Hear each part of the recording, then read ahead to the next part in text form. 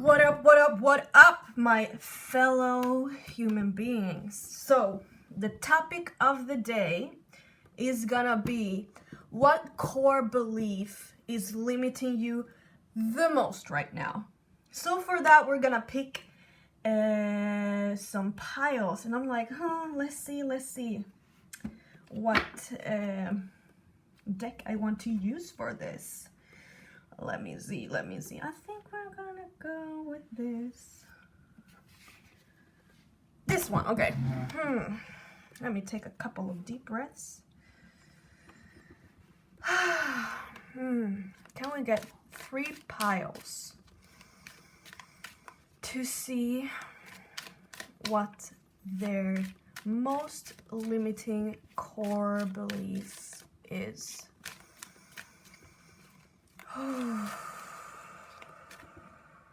Pile number 1, joy. Interesting.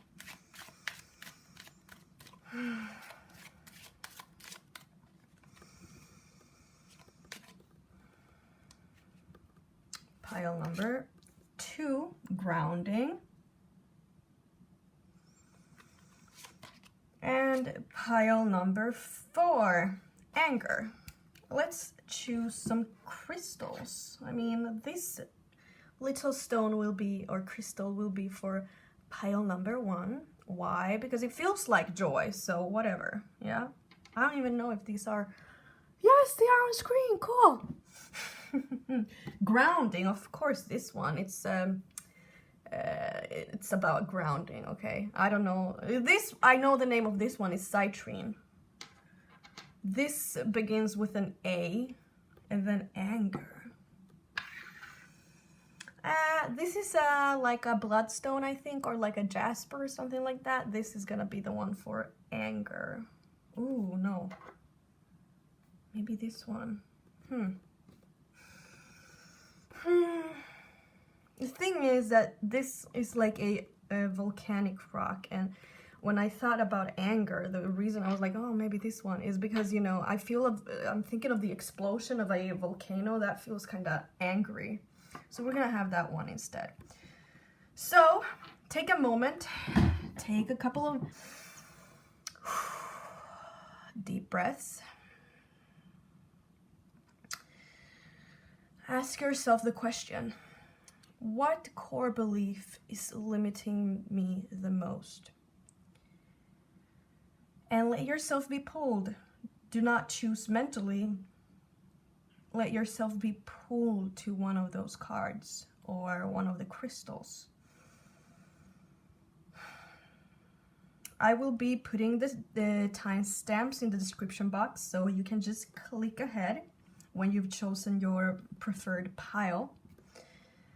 And, well, see you in your pile. Okay, so we are going to be doing the shuffling first for pile number 1.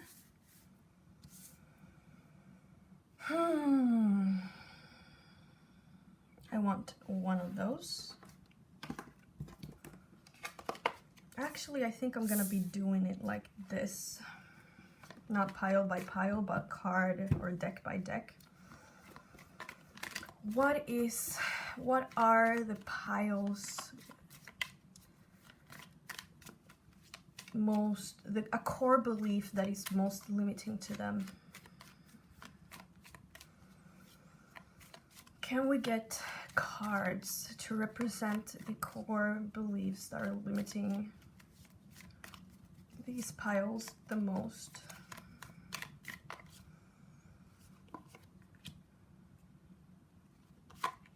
And let's see, this one for pile 3.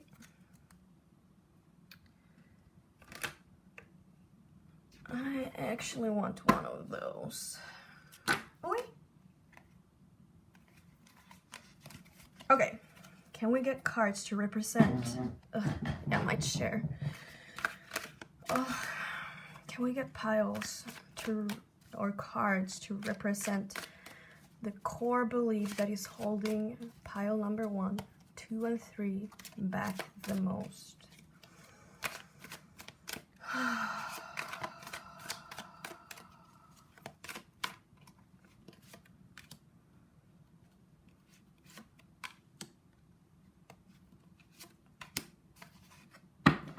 Great. And now we're gonna have, now we're gonna get the tarots for now.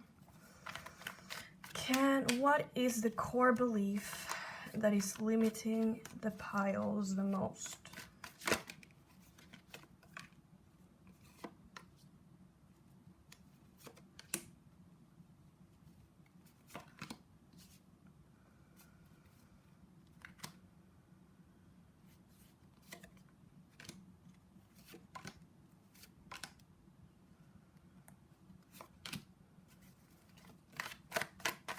Can we get, what are the limiting beliefs that are limiting the piles the most? And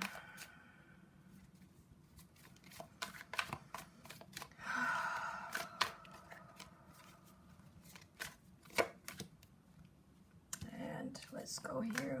What core belief is limiting the piles the most?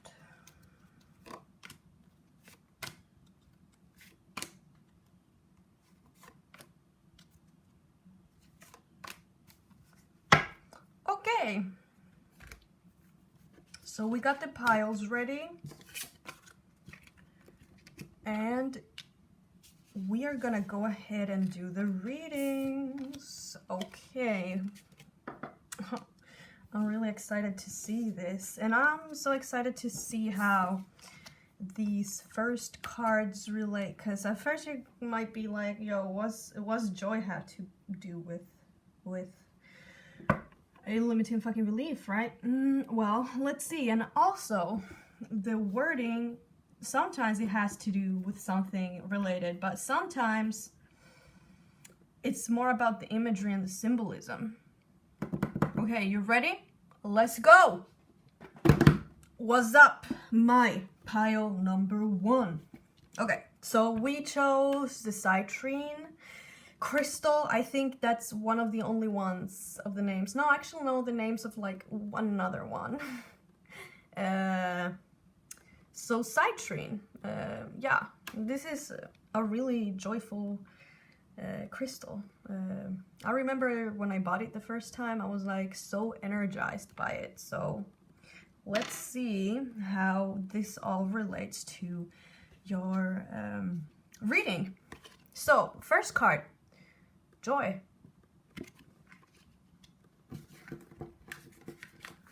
Then we got simple pleasures. Look for beauty that is all around you. There's heaven all around me. There's heaven all around me. There's heaven.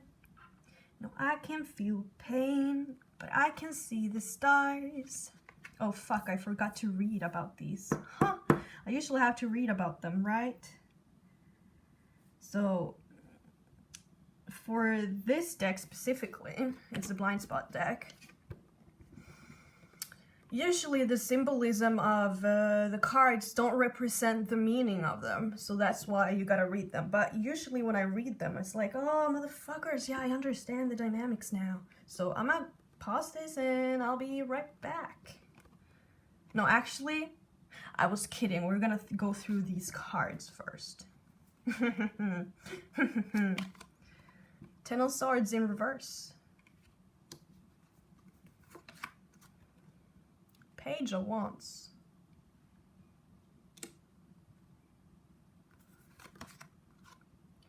Nine of Wands.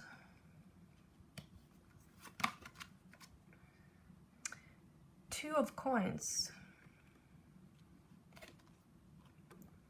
And Three of Swords. I'm kind of getting a feeling what this is all about already, actually. So I'm gonna go read this and see how it all relates, and I'll be coming back and letting you know what I'm seeing. Okay, so I actually didn't read the whole thing. There was one sentence that jumped out to me from this card, and even seeing this face, it kind of looks like a face here. I'm like, it makes sense. I understand.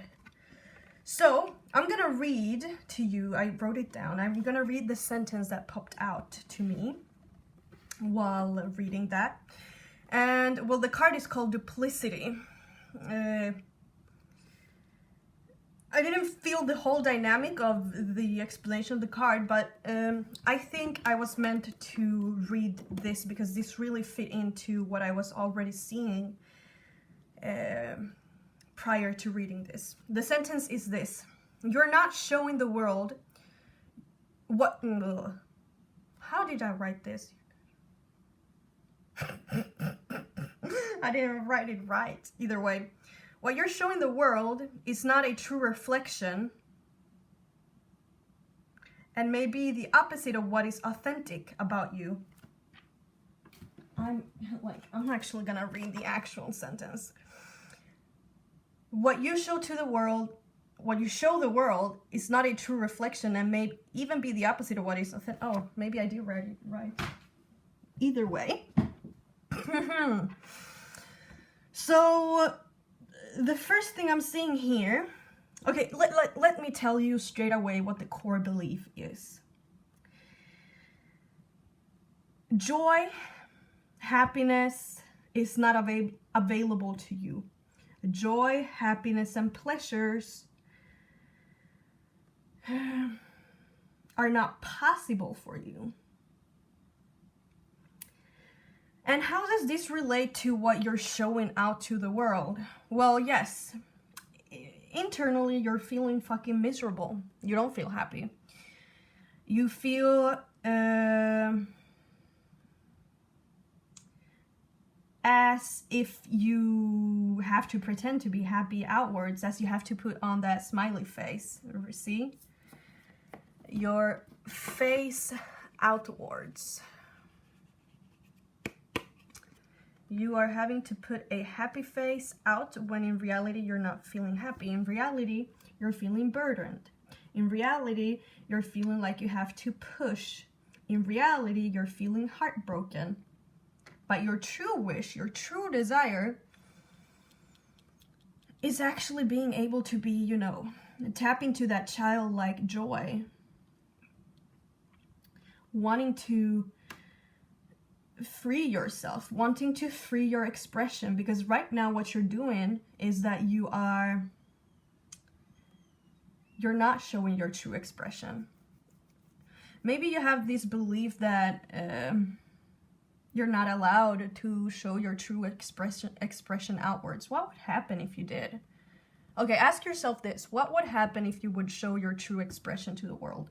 What would happen if you would actually, for once, say the truth about how you're feeling? You know, I was exactly like this before. I was like, I'm doing just fine. I was like the best at putting a smile on my face. But this last year, I was like, fucking hell, no. Especially when I'm at work. Like, if I'm gonna be spending time at work, I'm not gonna fucking fake a smile. It takes my energy away. So now when I have bad days at work, I'm like, yo, people, like, I'm not feeling good. I'm gonna put my earplugs on, and I might cry.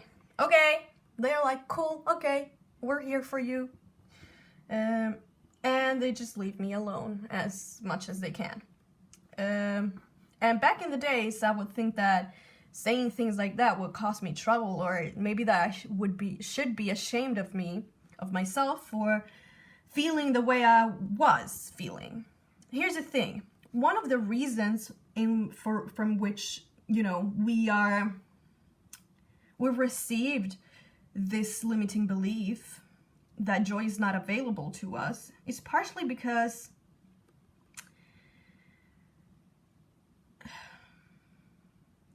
we're not allowed to express the opposite of joy. It's kind of, there's a sense of tabooness in, like, if we feel bad, like we always have to feel good, right? We always have to be positive and have a good attitude. And bitch, it's draining as fuck. I mean, it really does feel like this card, like, a fucking heavy load to have to be putting that fucking smile that we're not even feeling.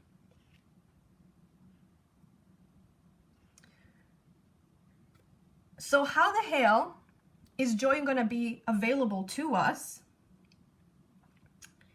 if we're not even allowed to process our pain, our heaviness, our challenges with the world? There's always two sides to one coin, right? And we're being forced to only express one. And I can feel that there is this energy like pulling you. Like you want to be able to show and express both a brighter side of you and also a darker side to you. But it's kind of like you feel torn about it. You're feeling, you know, heartbroken about it. It's breaking your heart not being able to express your authentic joy, express your authentic pain, express your duality. It's kind of like as if you have to push away your sadness and, you know, like, what? Me sad? Nah, bitches, I'm not sad. I'm not feeling bad. I'm feeling fucking great. I'm so fucking happy. Life is so fucking good. You know, there's so much to enjoy in life. Like, let's go out and have fun. And internally you're like, fuck it. Like, I wanna fucking die.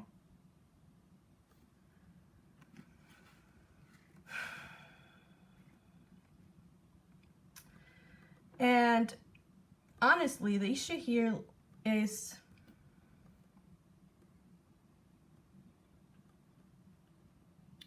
the lack of expression of your authentic self, of what you're feeling right now.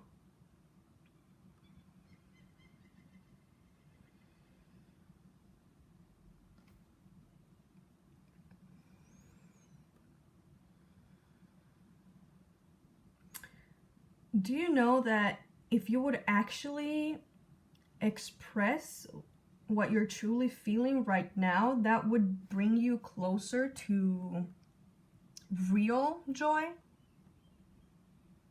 Why? Because you wouldn't be pushing the bad side all the way far away from you. And you're like, bitch, I'm not even able to push it away, far away from me. I'm feeling it all the time. I'm like, I know, but like when you're feeling it, you're like, no, you're here again. Well, that attitude is pushing it away.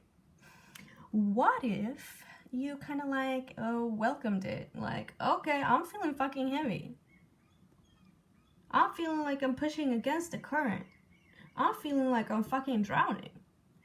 I'm feeling like my heart is aching. I feel like I'm, you see, climbing upwards, but it feels so fucking heavy. Like, it feels like shit, to be honest. Can you own that to yourself? Oh my gosh, you're probably even lying to yourself. What? Me? No, I'm happy.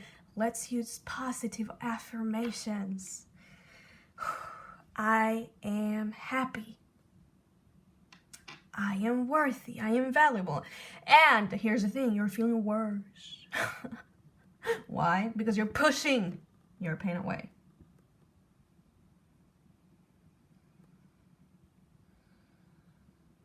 Listen, joy, real joy, authentic joy, is available to you.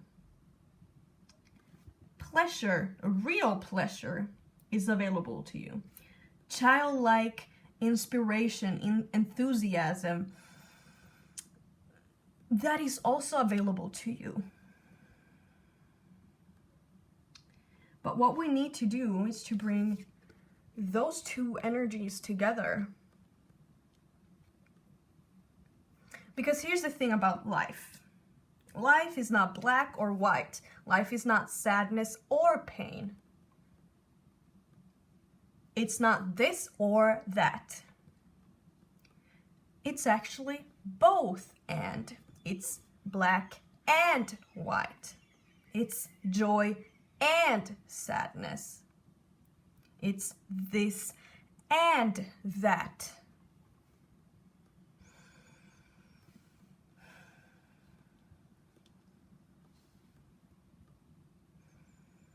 So right now, you're inauthentically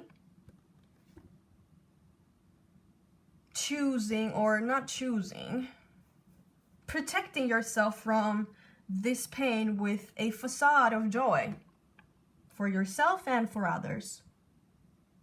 Oh my gosh, I'm so happy. See, I'm smirking, I'm smiling, this is so good. Like, let's enjoy the beach. I fucking hate the beach. For example.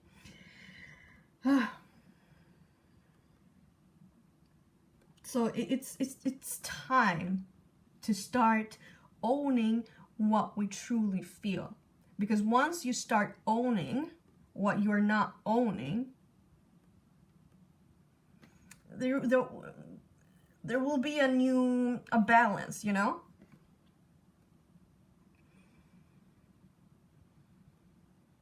And when you find that balance between both and you start owning your sadness or your pain or whatever it is that you're feeling that feels like the opposite of joy, once you start owning it, feeling it, and not rejecting it, you'll actually allow yourself to process it. All emotions are energy. And when you are like pushing it away, it's like, no, I'm not letting you pass through, stop it, I don't want it here. And it's like, well, imagine a highway, and you're putting yourself in the middle of the highway. You're like, I don't like that motherfucking car. Like, car, stop. I don't want you here. Turn around, bitch. And you're not letting that car pass. And now suddenly there's like a blockage of cars behind it, and you're like, nah, but I don't want this car. Like, this card is sad. This card is ugly. I don't want it. Here's the thing. You can do one simple fucking thing. Get the fuck away from it. Like, move from its way. Let it pass. If you just let it pass, it will pass. Sure, it will be in your highway for a bit, but eventually it will motherfucking pass, okay? So let those things be there. Let the pain be there. Let it exist. And even better, if you can actually acknowledge and validate that they exist. Like, oh shit, yeah, sadness. I see you. I understand that you're sad. I am here with you. I will not be pushing you away. And it will take some practice to do that because we're not used to it. We've been taught to push away all the sadness, all the pain, all the negative emotions we're feeling, because this is preferred, right? This is how we should be feeling.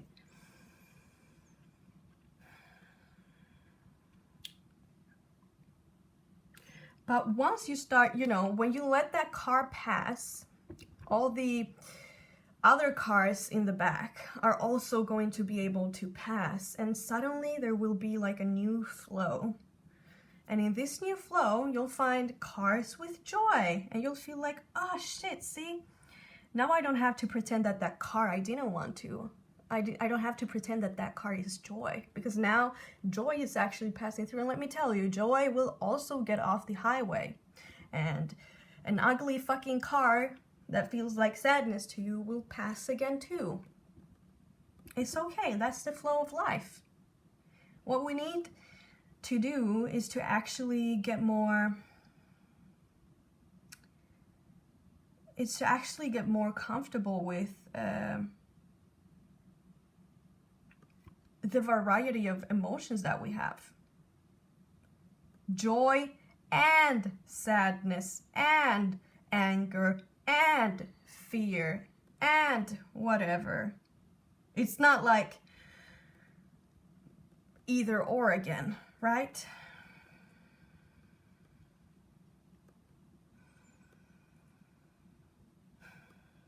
So that is the core limiting belief. Limiting belief. I was just touching my nose. That is your core limiting belief. That one, joy is not available to you, or that you need to hide behind joy, facade your sadness and hide it behind joy. Is that belief, is that way of living actually benefiting you? Is it or is it not? No? Oh my gosh. Well, then it's time to become aware of the moments in which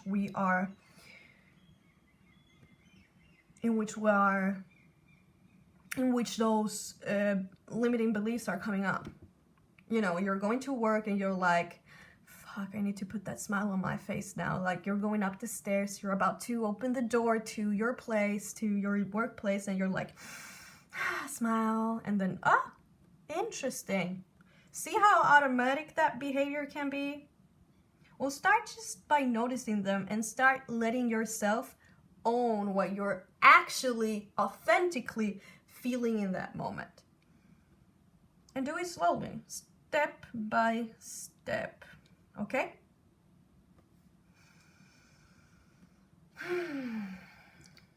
Okay. So this was the reading for you. I hope that you got something out of it. And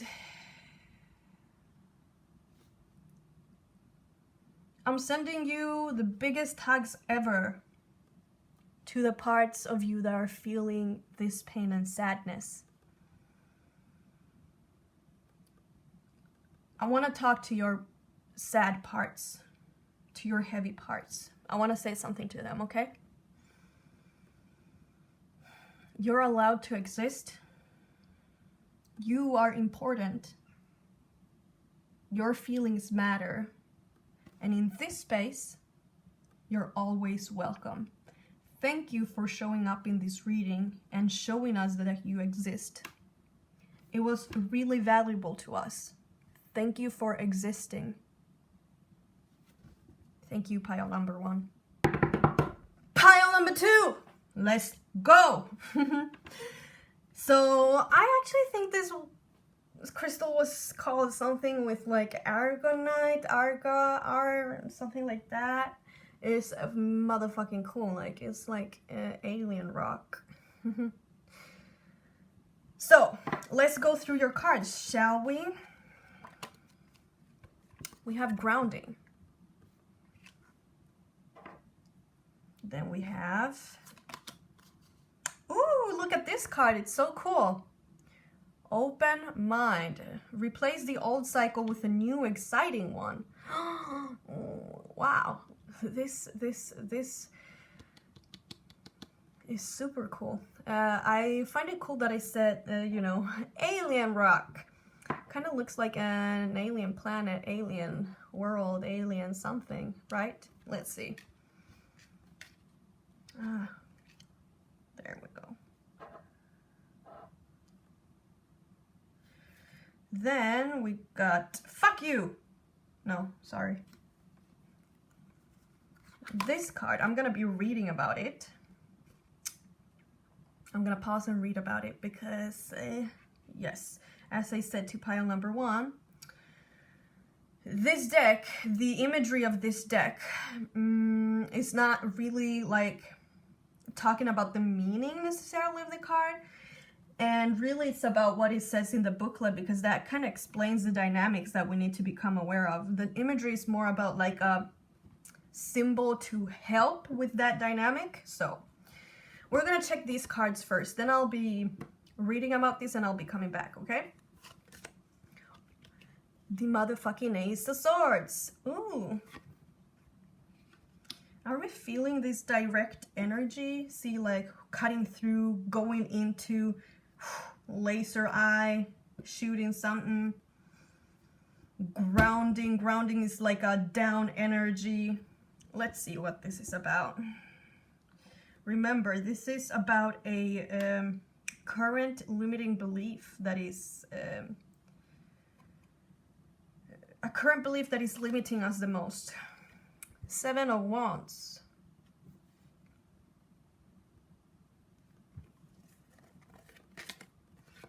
The Tower.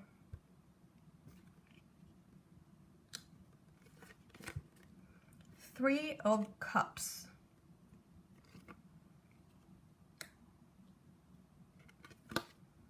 And the Three of Coins.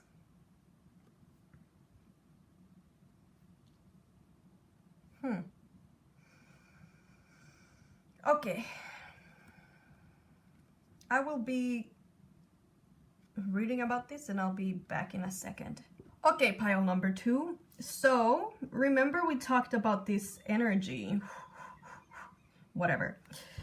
Well, I was having when I first saw the cards, I was like, I'm not connecting everything, you know? But I opened the booklet and I read the name of this card and I was like, it just came together. This card is called, well, Look to the Outside. Oh, I actually wrote down the limiting beliefs. I'm gonna read them to you. So the core beliefs that you have that are limiting you the most right now are: 1, I cannot trust myself. Others know better than I do.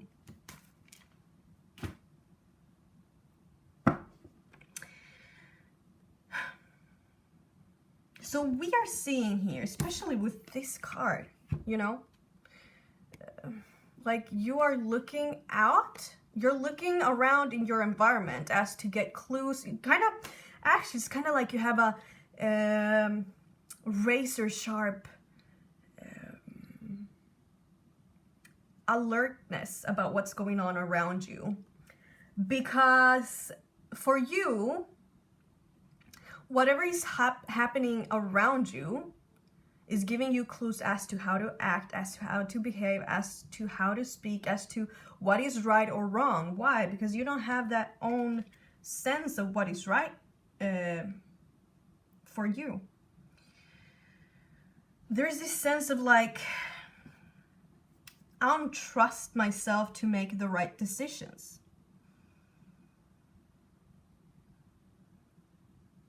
I'm scared that I might be wrong.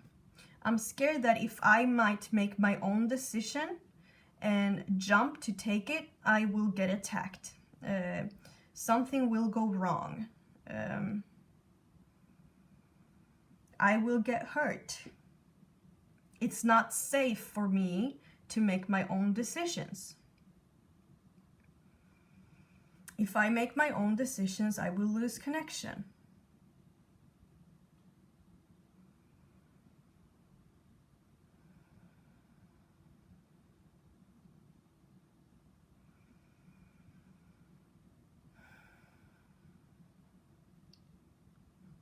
I am really getting, you know, the, like, especially with those two cards, like, hyper vigilant. Look into your environment as to fit in.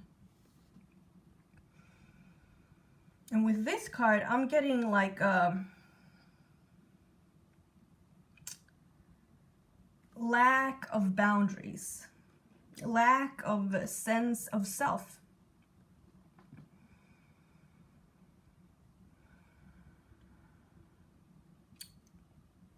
It's kind of like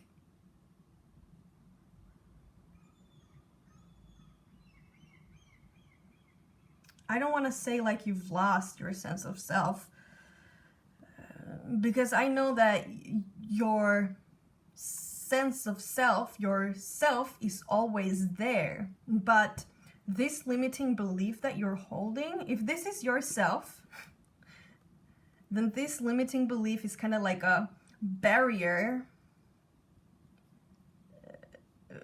that is kind of like covering up your true self, and it's kind of like not letting you access it. So I hope that the way that hopefully this reading will serve you as the sword that is cutting through this barrier, okay? Because what we need to shift, or what needs to happen here, is that you need to start going within. You need to start grounding into yourself. You need to break this pattern, break this cycle. See exactly how it says here. Replace the old cycle with a new and exciting one.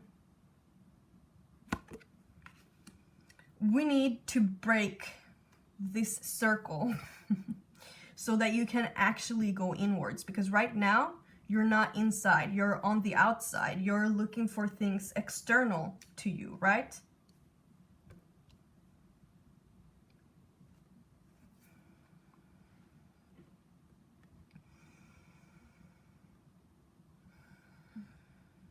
So what I am going to prompt you to do to break this cycle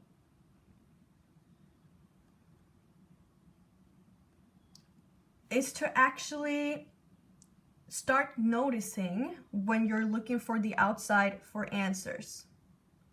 And it's happening right now. I mean, you clicked on this video. Well, actually, you're doing both here. So it could be like a good thing. For one, you clicked on this video because you wanted someone else to tell you about yourself, about your life, about what you should be doing, about this and that. Again, look into the external. And it's not bad to look at the external, you know. I do that too. But I also check in with myself to see how things from the external are actually resonating with the core of who I am. And also, in choosing in this video, you had to pick a pile, right? And you had to listen to your intuition. You had to listen to that internal pull in order to choose that, pile. So that's what I said, that you're actually doing both in reality. So I'm gonna keep on talking about this, and I'm gonna tell how I would be breaking this pattern if I were you. But through this reading, everything I say, I want you to check in with yourself. How is that resonating with me? How do I feel about that? Is that true to me?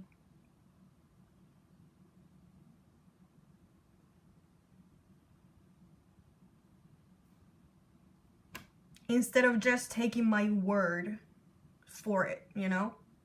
Don't take my word for it. Take your word for it. Ask yourself what you feel about what I'm saying. And if you disagree, great.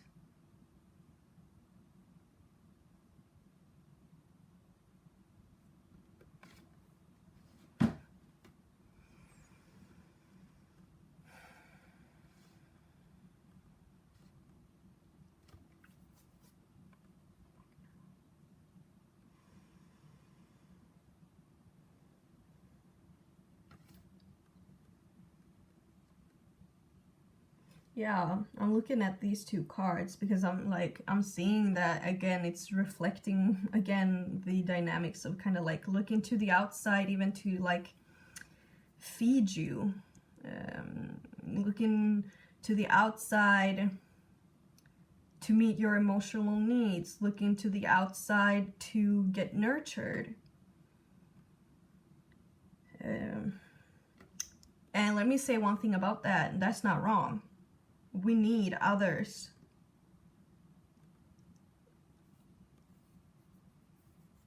But also, did you know that you can actually meet your own needs too? well, you're responsible for meeting your own needs. And you can't use other people. And I'm not, when I say use, I don't mean using manipulate ways, manipulative, I don't know how to say that word now. Manipulating ways.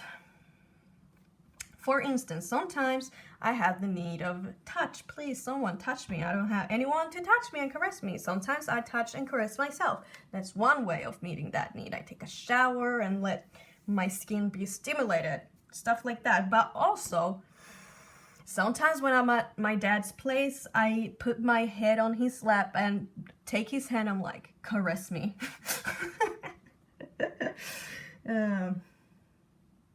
But I'm not just sitting there and hoping that they will pour their water and their cups into me. I'm not just following their lead. I'm actually taking responsibility for that. Did we talk about boundaries? Maybe I mentioned it, but let's talk a little bit more about it. When we are looking to the outside world for one, validation, for guidance, we're looking to the outside world to show us what we we I have some notes I'm gonna see. Oh yeah, letting others make decisions for you. That's what I wrote. When we look outside for other people to make decisions for us, that's like a clear sign of poor boundaries. And I'm not judging you for that, because boundaries, it can be a difficult thing. It's not always comfortable to set a boundary. I mean, you set a boundary and then it feels like, oh my God, I'm gonna get fucking killed. I feel like that still.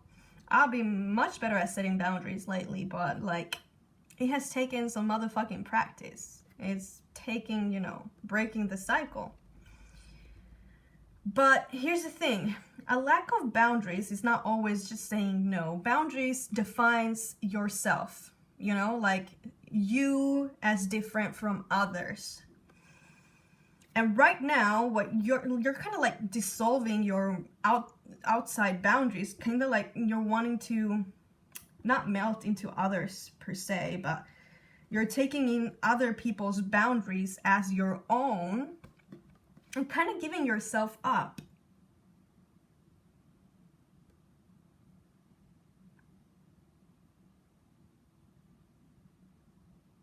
Oh yeah, Britney Spears likes chocolate ice cream? Yeah, that must be the thing to do, right? Well, no, bitch. I like fucking strawberry ice cream. I don't need to eat fucking chocolate ice cream like Britney Spears. I don't know where that example came from, but that's a boundary. I like strawberry ice cream. And actually, the ice cream example is not even mine, but it just came to my head and I was like, ice cream!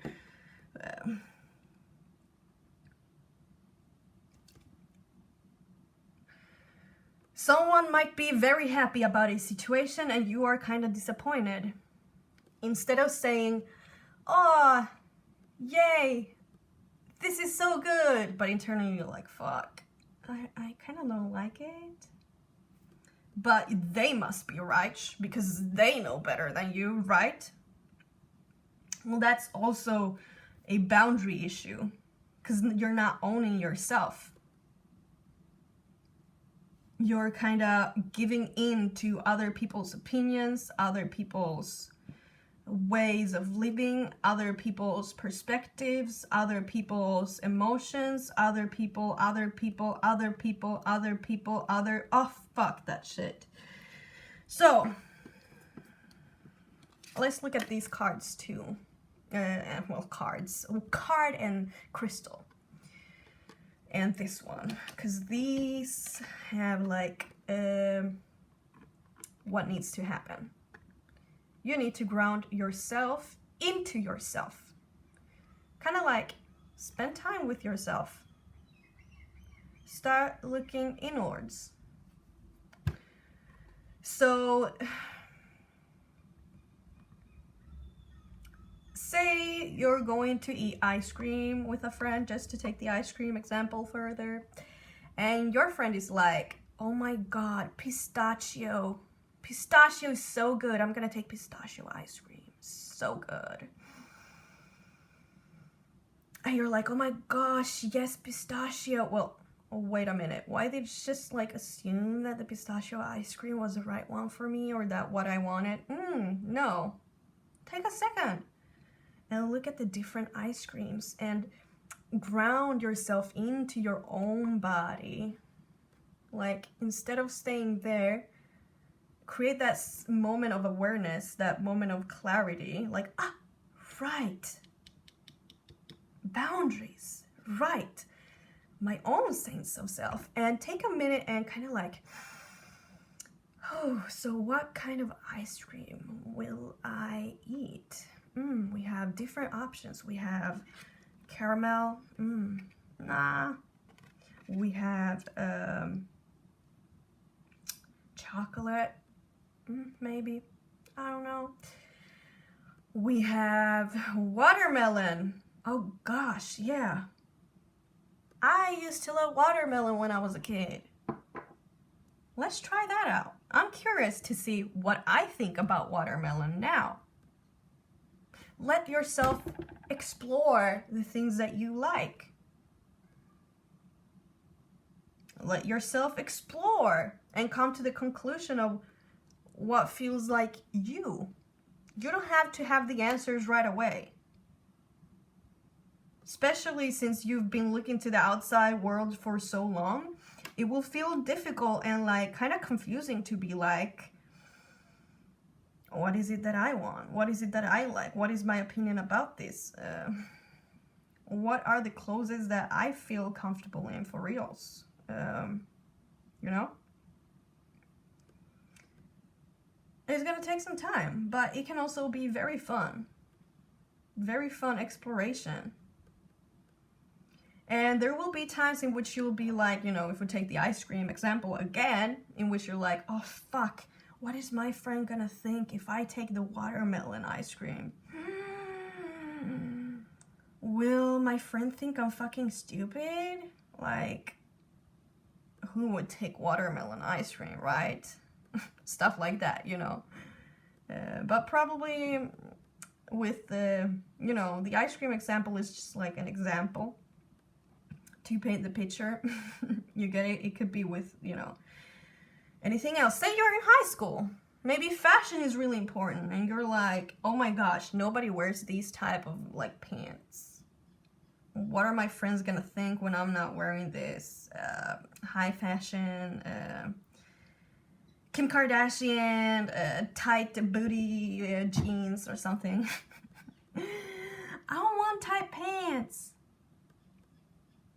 Or maybe just go out and fucking experiment with different types of pants if you're like wearing Kim Kardashian tight booty pants. What is this, a celebrity talk or something? I don't know.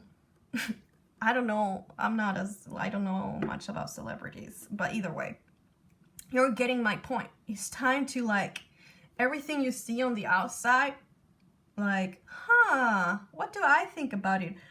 Do I like these Kim Kardashian skinny pants? Or do I like something else? Everybody's wearing this. Everybody's eating this. Everybody's doing that. What is my position to that question? Where do I stand? And slowly but surely, you don't have to like fucking do the opposite in one second. But slowly and surely, you'll start shifting this dynamic by becoming aware of it.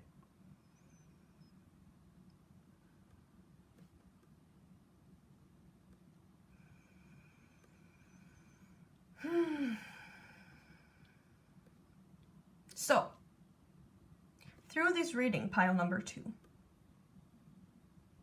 I asked you to like check in with yourself with what I've been saying. Don't take my words just as automatically true. So now, at the end of this reading, I'm inviting you to check in with yourself. Feel your heart space.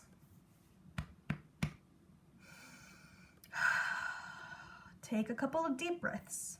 Ground into your body. How are you feeling about this whole reading?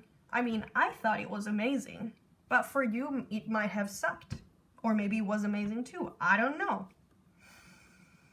And let me tell you, whatever it is that you are experiencing, whatever your opinion about this reading is, whatever you think about the things I thought, that's completely welcome here. It's okay. It's okay that we are different. It's okay if we are the same.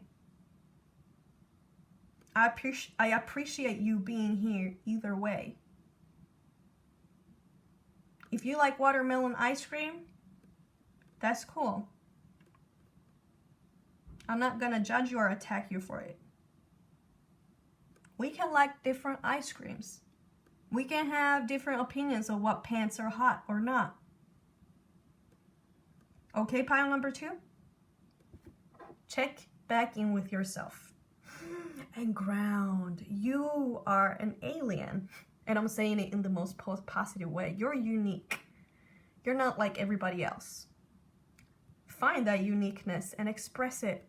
It's your gift to the world. Thank you, pile number 2. Hello, pile number 3. You picked these two motherfuckers. Anger and this volcanic stone, right? So we are gonna be looking at your cards now and see what is coming out here. We got willpower. Improve your willpower to reduce your stress levels. Then we got this card. The way I did it with the other cards or the other piles is that I paused the recording. Go ahead and read about this card. Why? Because this card, like you see, it's just like a symbol and image, but the image doesn't necessarily relate to what the card or the meaning of the card is about. It's more about like, this is a symbol to help with the issue that the card talks about. So we're gonna be doing that. And when I'm back, I will explain what is going on. The interesting thing with those two other piles is that once I just read like the title of the card, I was like, ah, I fucking see how it all goes together now. So yeah, this is exciting, right? 2 of Wands. 5 of Cups.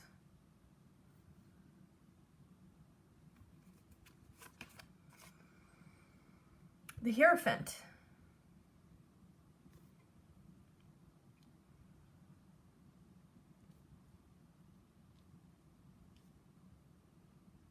Like that. The 5 of Wands.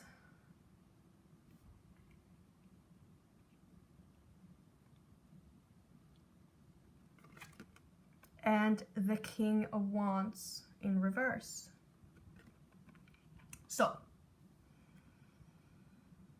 I'm gonna go ahead and read about this and I'll be back in 1 second. Okay, I'm back.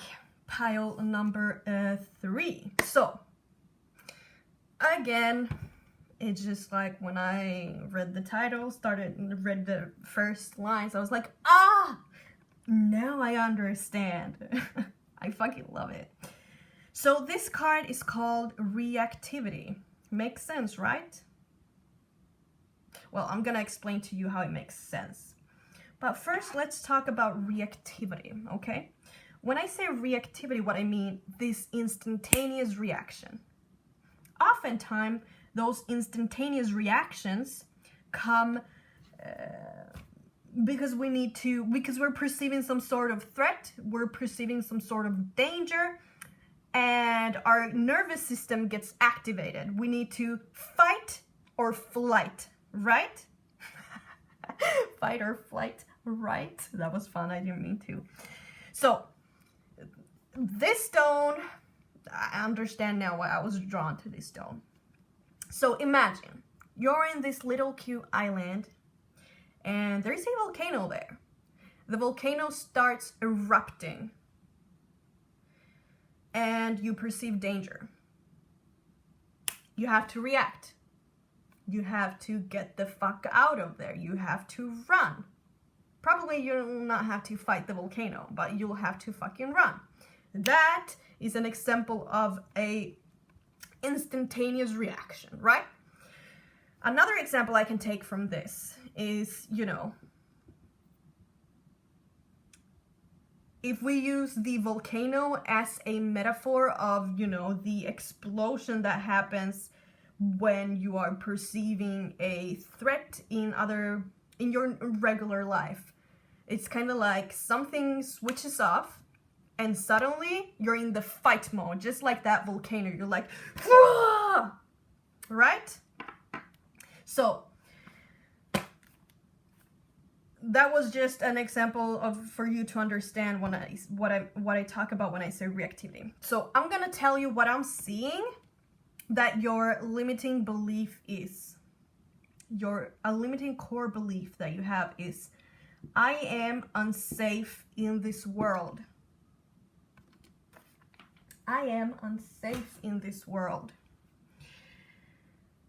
And so when I was like looking at the cards and feeling into this card and its message, I was like, okay, I understand this message about reactivity, but what is the belief that we need to be looking at? And that's when I saw, people running away from a volcano. I was like, oh shit, that's a very unsafe situation, right? It's a core belief that you are not safe in this world. Just like a bee,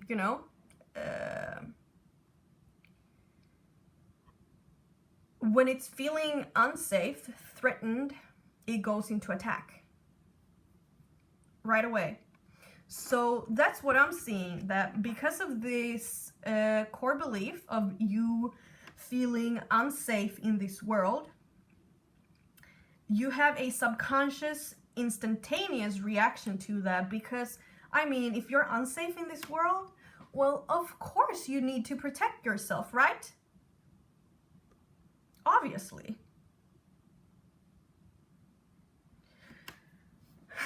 So, what I'm seeing with this is probably that you're defending yourself with anger. You're probably going into a fight response. Whenever your nervous system is activated, you're going into a fight. You're kind of like, even this card represents, a conflict, a fight, a challenge. He's like, bitches, I'm ready. Like, don't come at me, bro. I'm gonna fucking explode on you, okay?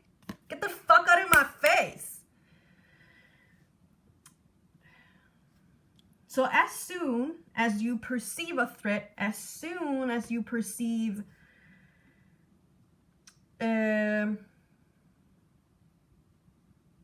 as soon as you perceive a threat, whether it's real or not, and honestly, it's probably not a real threat. We're living in a world in which most of the times, well, obviously, we have moments in which we really need that fight or flight system to work. But for instance, we're not out in the fucking jungle and there's a fucking lion there. How often does that happen? How often does it happen that we need to, protect our territory, protect our food sources? In those moments, this is fucking great. But in moments in which, say,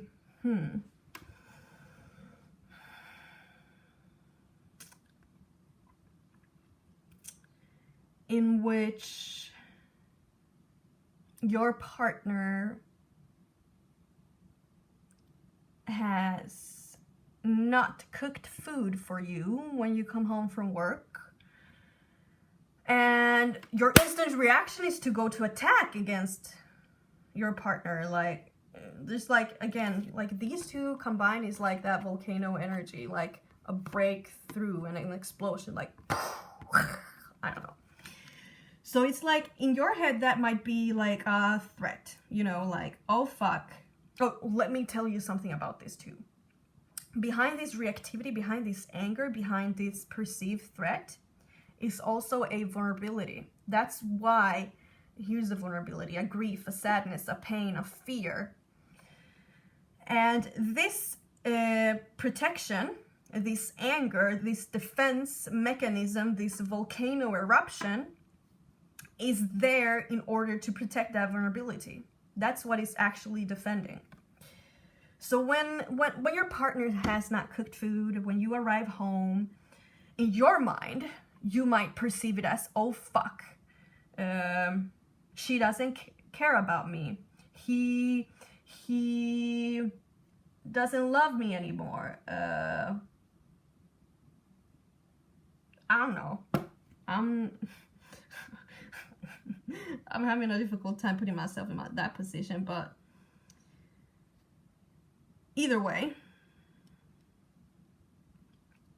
you're getting defensive about it, right? It's a threat. Oh, I can tell you a personal example. I was at work and I thought my colleague was using, I work in a kitchen. I thought my colleague was taking my knife and using it in the days that I was not working there. And well, I'm aware that my thoughts are not always true. I was not very aware of this. So I went to him and asked, you know, like, I had the assumption that, yeah, I'm sure it's him. So, do you use my knife? And in that moment, I was trying to protect my own boundaries. Like, I want you to ask me to use my knife, you know? But it turned out that it wasn't even him. Actually, the cleaners had dropped my case of knives on the floor, and the knife was turned another way that it usually was. And I was like, oh my gosh, someone has used my knife. That motherfucker is gonna hear about it. I'm gonna tell him a couple words and make sure he never used my knife again without my permission. Well, here's the thing. I felt threatened because I perceived that he was crossing my boundaries when he even wasn't, right? And I was ready to go into conflict. I was ready to defend myself. I was ready to sting the motherfucking shit out of him. I was ready to let my volcano fucking burst.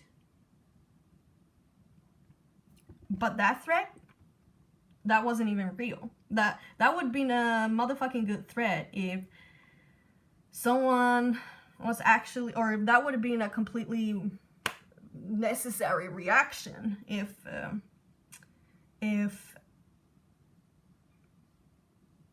I don't know, maybe I was being robbed or something, like, I don't know. Either way, what I'm trying to say here is that your reactions are not always in proportion or to the actual reality of the situation. They are in proportion of what this vulnerable part is feeling, but they are not in proportion to the actual reality.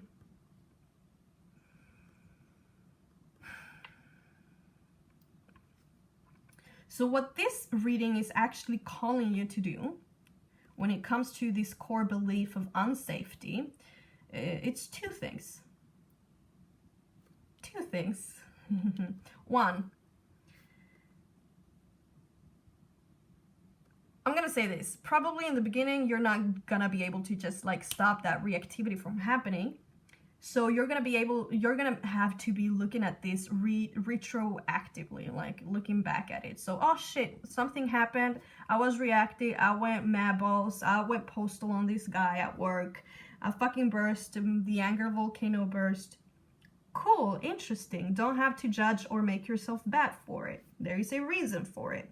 What's the reason? Yes, a vulnerability, a sadness, a grief, a pain, a fear. So what I want you to do is to take a moment and look at the pain, the vulnerability the sadness behind that reaction.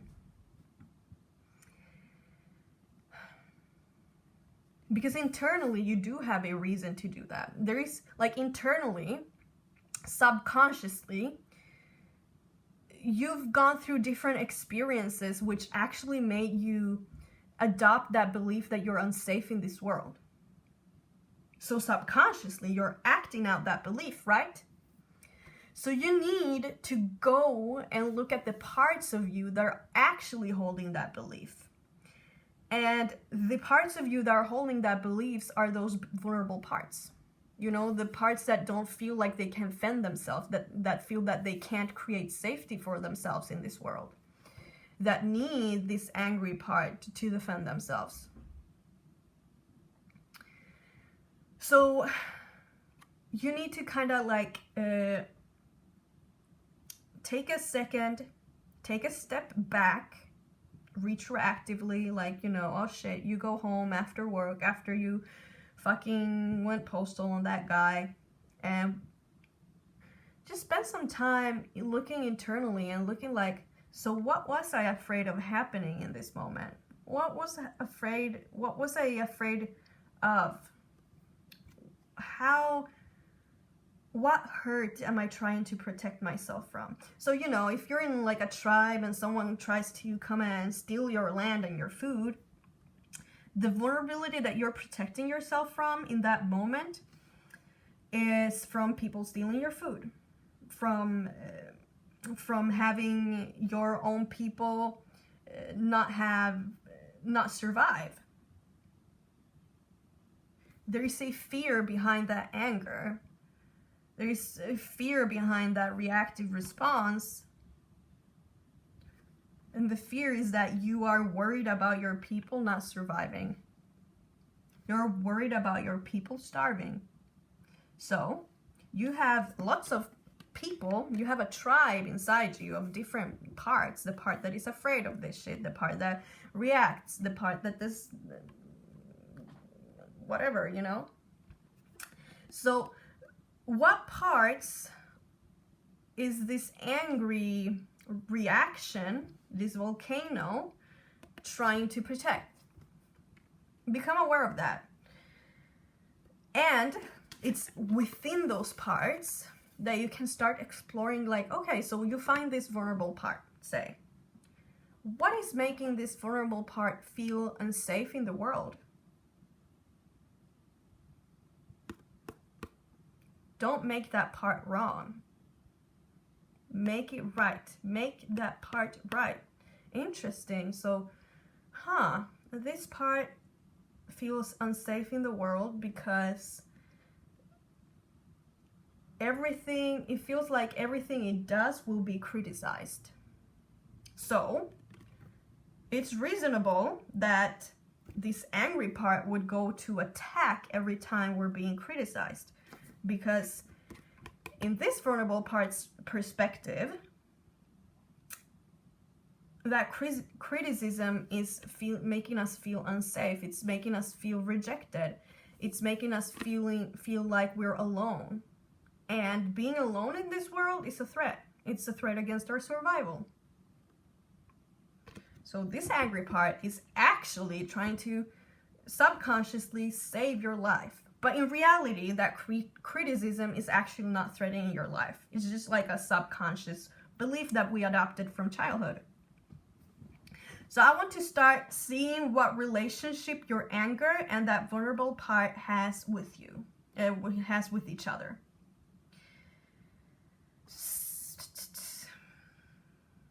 Then, slowly, you'll start realizing new things. You'll actually be able to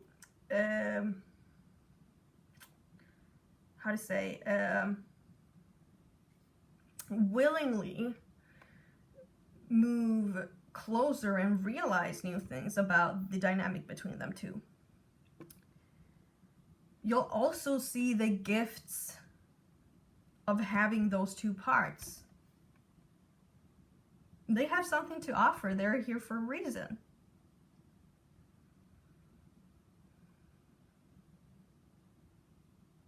I think I might have written something else here that I want to talk about.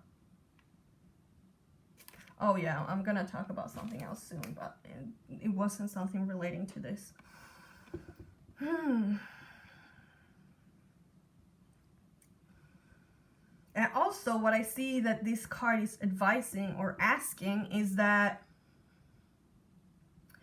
after, as I said, spending time with those two parts and seeing, you know, the dynamics that are actually creating the reaction and what you're trying to protect, as you're starting to do that, in the moment of that, you're feeling, you know, that volcanic eruption, that anger arising, that defensiveness, that reactivity, instead of like reacting to it automatically, you'll actually be able to consciously and willingly approach it, look at it, instead of like, you know, being in it and acting it out.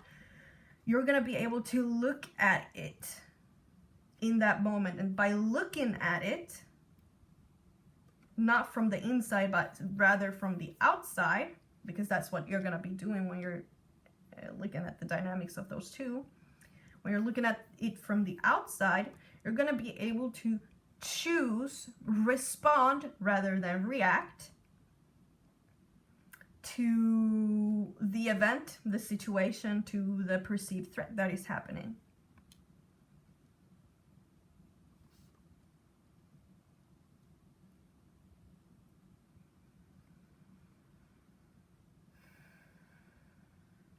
I also see that, you know, by going into this vulnerability, it will take some courage, it will take some willpower to actually open up this box, because now this vulnerability is kind of like, you know, tucked in, invisible, something that maybe you're not fully aware of. It will take some courage, it will take some willpower. It's like, oh fuck, I'm gonna open this box and I don't know if I want to see what is there. And in the beginning it will feel hard, it will feel difficult, it will feel like many emotions, it will feel like maybe you want to like fucking turn away from it.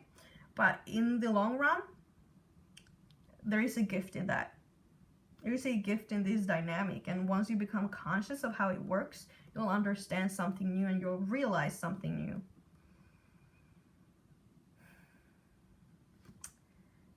The willpower you use to open up this box will help you reduce your stress. This fight and flight nervous system activation is a form of stress. So your willingness to look at it will help you.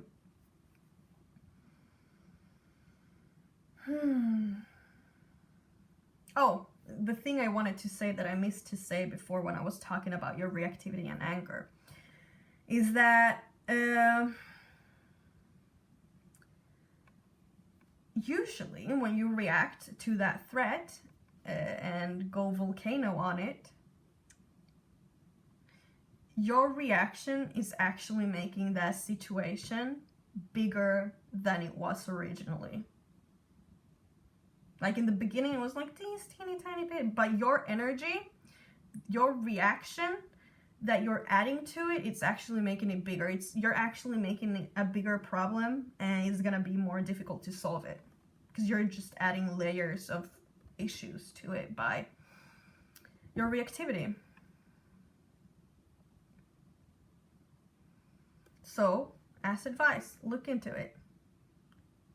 What's the vulnerability you're protecting yourself from?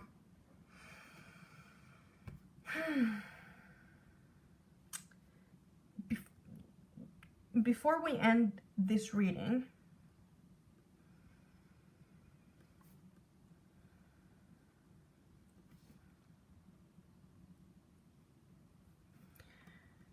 I want to acknowledge that anger that you might be feeling in those moments. When you approach this anger and this vulnerability, don't make either one of them wrong. Try to understand your anger. Your anger is actually trying to help you and protect you, so don't judge it as bad. Your vulnerability is a part of you that is in pain, and it probably comes from childhood. So imagine if that you as a child are feeling that pain, that vulnerability. Would you judge it as bad, as wrong? No. Take both of these parts as part of yourself. It's not either or. Both are welcome and both are accepted. Look at them with a perspective of curiosity, an open mind. Okay?